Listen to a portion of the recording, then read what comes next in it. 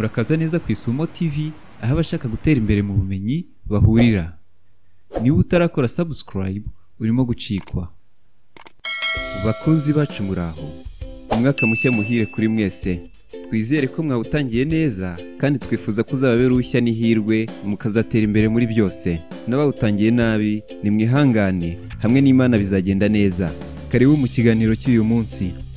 Mbere yuko dutangira, niba uri mushya kora subscribe. Kandi iki kiganiro ntikirangira udakoze like, kuko muri uyu mwaka tugufite ibiganiro byinshi kandi byiza bizagufasha mu buzima. Ibuka ko nawe hari ubumenyi ufite ndetse n'inama zitandukanye ushobora kuzadusangiza bikagirira akamaro abantu benshi. Niyo mpamvu kugumana natwe kuri uru rubuga ari iby'agaciro. Reka dutangire. Ese umwaka ushize warangiye ugeze ku ntego wihaye mu ntangiriro zawo? Niba imihigo yawe warayigezeho, congratulations.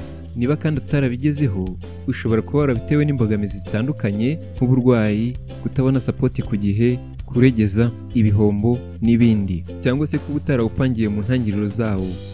Ku bantu bafite gahunda yo gutera imbere, mube hafi kandi mwite kuri buri kintu tugiye kuvuga, kuko uyu munsi tugiye kurebera hamwe ibintu 5 by'ingenzi ukwiye gukora mu ntangiriro z'umwaka. Icya mbere, gukurutira umwaka ushize. Ese akazi wari ufite mu mwaka ushize waragasoje? Wakoze evaluation ku mihigo wari warihaye mu mwaka ushize se? Niba utarabikora, hera uyu munsi usoza akazi utarangije mu mwaka ushize, unikorera igenzura ku mihigo wari warihaye, kandi ubikore mu kwezi kwa mbere k'umwaka, kuko ari guteguramo imihigo mishya. Ibuka ko hari ibishobora kuba bitaragezweho, ushobora gushyira mu ntego nshya. Icya kabiri, kureba uko uhagaze. Hano ibyo witaho ni ibijyanye n'iterambere mu buryo bw'amafaranga, ubuzima, imibanire, akazi na business. Nyuma yo kwikorera evaluation, hari icyo byaguhaye. Ushobora kuba warageze ku ntego wihaye cyangwa se ukarenza, ushobora kuba nta mpinduka ubona cyangwa se ukaba warasubiye inyuma. Uko uhagaze biradufasha kujya ku ngingo ya gatatu, ariyo yo kwiha intego. Ese uzi ko Benjamin Franklin yavuze ko if you don't plan, you plan to fail. Bisobanura ngo iyo udapanga uba upanga gutsindwa. Kwiha intego ni ikintu cy'ingenzi. Hari intego nto, hakaba n'inini. Reka zose tuzivugeho muri rusange, iraba nto cyangwa se nini bitewe n'icyo uha priorite. Niba uri urubyiruko, ubumenyi ni kimwe mu by'ingenzi ukwiye gushyira mu ntego zawe. Ese uzi ubumenyi ukeneye buzagufasha gukorera amafaranga mu myaka iri imbere?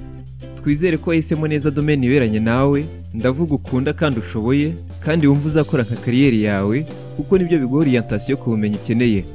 Niba utarahitamo domaine uzakora igihe kirekire, iyi ntego ko uyu mwaka ugomba kuba wayibonye. Niba ufite domaine wahisemo, buri mwaka ajya wiha intego ku bumenyi ugomba kunguka, kandi wibande ku byatuma ugira itandukaniro ugereranyije n'abo muzaba mukora bimwe, kuko ubumenyi bwisumbuye ku bwo bazaba bafite aribwo buzatuma winjiza kubarusha. Ibi bintu tuvuze si byiza se? Niba bikubatse, kora like kuri iyi video. Niba uri umuntu mukuru, ndavuga ko afite hejuru y'imyaka 21, ufite inshingano nyinshi kandi zitandukanye, cyane cyane ko iterambere ryawe n'iry'umuryango wawe ari wowe rishingiyeho. Niba utarihaza ku bijyanye n'ubumenyi ukenera mu buzima bwawe bwa buri munsi bushingiye ku byo ukora, iyi ntego yo kubuzamura kandi ujye ubikora buri mwaka. Niba nta kazi ufite, iyi ntego yo kugashaka kugeza ukabonye. Icy'ingenzi ni uko utagira kusuzugura, kuko abahanga bavuga ko akazi kabi gahesha keza. Niba ufite akazi, iyi ntego yo kuzamura urwego ku bijyanye n'imikorere, kuko nibyo bizagufasha kubona promotion. Niba ufite business, iyi ntego yo kuzamura urwego rwayo ari mu buryo bwa service utanga ndetse n'inyungu. Ese uzi ko ibi byombi kubigeraho nabyo bisaba ubumenyi bwisumbuye kubwo ufite?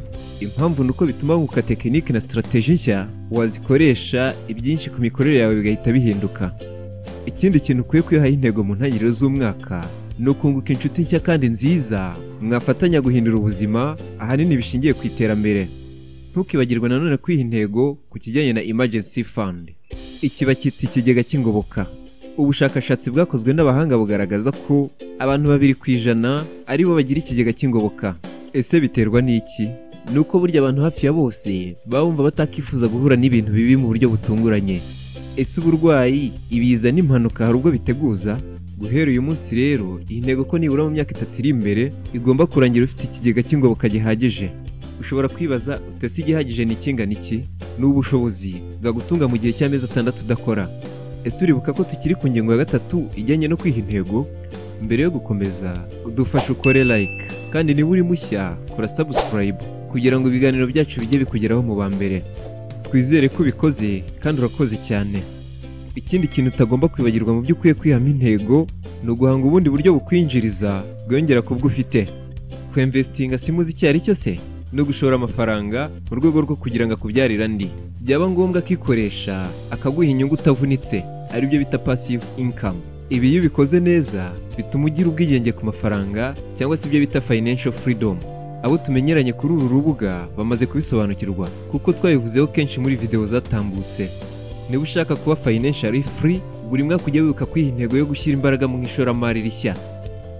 Mu ntego wiha ujye wibuka ingingo irebana n'ubuzima ndetse n'imibereho myiza. Iyi ngingo twayivuzeho ubushize tuvuga ku bijyanye na evaluation ukwiye gukora mu mpera z'umwaka. Ndumva ntawe utazi ko ubuzima buzira umuze ari cyo gishoro cy'ingenzi kandi cy'ibanze umuntu wese aba yifuza kugira.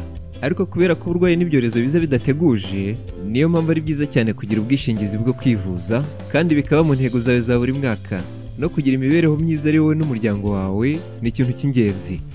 Muri rusange ibi birebana no kubona ifunguro rihagije kandi rikwiye, gutura ahantu heza kandi hafite umutekano, kubona amazi meza, ibicanwa birengera ibidukikije, isuku, umuriro w'amashanyarazi, byose ku ngano ikwiye kandi ku buryo bworoshye, kuba uturiye ibindi bikorwa remezo ukenera mu buzima bwawe bwa buri munsi nk'ibijyanye n'itumanaho, transport n'ibindi.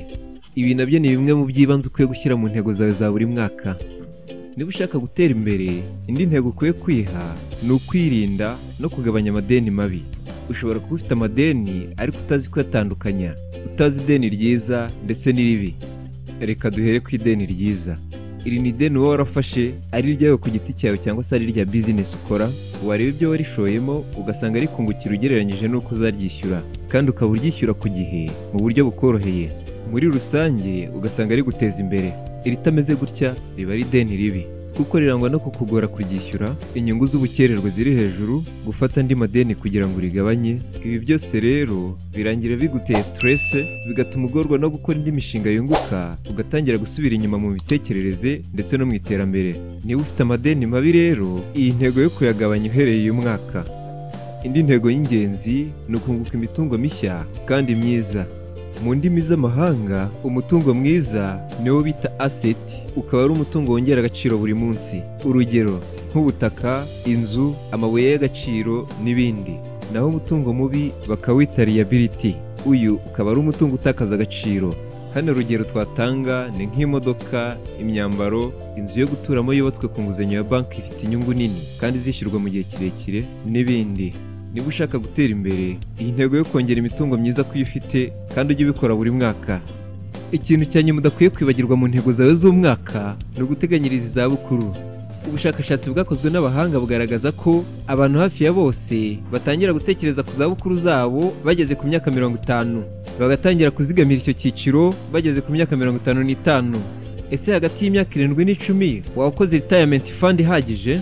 Ibuka ko niba uri mu banyamahirwe bageza ku myaka 90 cyangwa se bakayirenza, retirement uzayimaramo hagati y'imyaka 25 n'imyaka 30. Ikindi mu myaka y'izabukuru umubiri ufite intege nke ku buryo biba bigoye gupagasa. Nubwo ukiri muto, wikumva ko hakiri igihe, uhere uyu munsi uzigamira izabukuru zawe kandi ubishyire mu ntego zawe za buri mwaka kugira ngo utazasaza wanduranya. Baca umugani ngo akabanduka iminsi ugaca hakibona. Ikintu cya kane ukwiye gukora mu ntangiriro z'umwaka ni ugukora inyigo yimbitse no gushyiraho strategy zizagufasha kugera ku ntego wihaye. Ushobora kuba wihaye intego nyinshi zishobora kuzakugora kuzigeraho, cyangwa se wihaye nke. Kora inyigo yimbitse ku ntego wihaye kugira ngo umenye izikwiye uzabasha kwesa mu gihe cy'umwaka. Ikindi ni uko iyi nyigo iragufasha gucamo ibice intego nini wihaye, noneho bituma ubasha kugena uburyo bwo kugera kuri buri gace gato.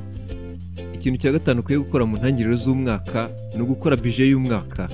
Ushobora kwibaza utese gukora budget y'umwaka bimaze iki?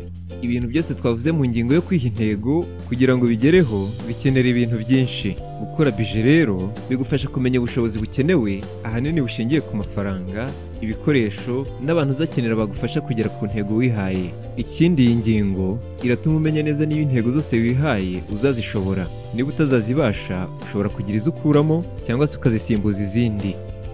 Mukunzi wacu, Ibi bintu byose tuvuze ni ingenzi, kandi niba ushaka gutera imbere fata umwanya uhagije, izi ngingo zose uko ari 5 tuvuze uzishyire mu bikorwa muri uku kwezi. Uyu mwaka urawubamo ufite intumbero ndetse n'intego zihamye, kandi twizeye neza ko uzawusoza uduha ubuhamya utubwira ko hari icyo byagufashije mu iterambere ryawe, kuko gutera intambwe ujya mbere nibyo tukwifuriza. Niba hari inyunganizi cyangwa se inama watanga, twakomeza tuganirira hasi muri comment. Niba kandi hari abo ubona iki kiganiro cyagirira akamaro, kibasangiza ukora share. Niba cyagufashije kora like, kandi niba uri mushya kore subscribe, kandi no kukazogera kugira ngo ibiganiro byacu bijye bikugeraho mu ba mbere. Tukurarikiye no kureba izi video dushyize kuri end screen, kuko nazo hari icyo zakungura. Ibiganiro byacu byo nakagaruka, murakoze cyane naho utaha, Imana ibarinde.